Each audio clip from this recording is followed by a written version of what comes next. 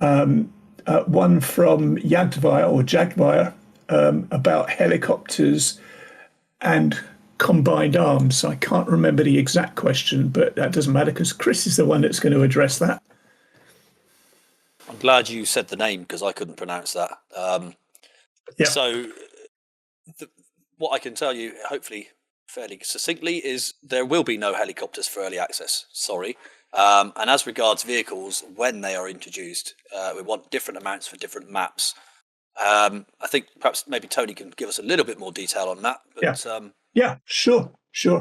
Yeah, helicopters not going to be in early access. That's not to say that they're not going to be in ever, for sure. I mean, obviously, one of the things that people loved about Rising Storm 2 was the helicopters. A lot of people enjoyed helicopters. I hated them, but that's because even with the simple helicopter controls, I still managed to crash pretty much within seconds of takeoff every time. But a lot of people do like them, and certainly they're a very big part of any kind of Cold War conflict.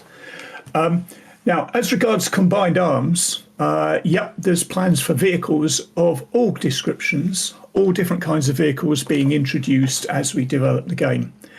Now, how big of a role the vehicles are going to play in the maps will vary from map to map. We've got several maps lined up for early access launch. Some of them are going to be very infantry heavy, meaning that it's, for example, quite closed in, quite sort of urban quarters, lots of close quarter combat, the kind of place where a tank is going to get shredded pretty quickly.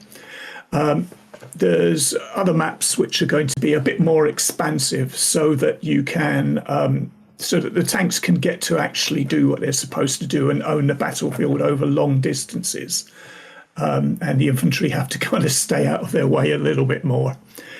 So combined arms is definitely going to be a strong feature of 83. And we're going to be putting in front of the players different scenarios where the vehicles and the infantry have different respective roles within the battle. And the chat is asking if there's going to be joystick and or HOTAS support for helicopters. Maybe. Maybe.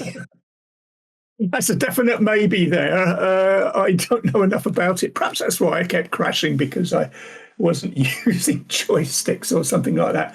I seem to remember that there was mapping of 4 joysticks in Rising Storm 2. I'm sure one of our community here can confirm that for me. If that's the case, then I don't see any reason why not. But that's not a promise.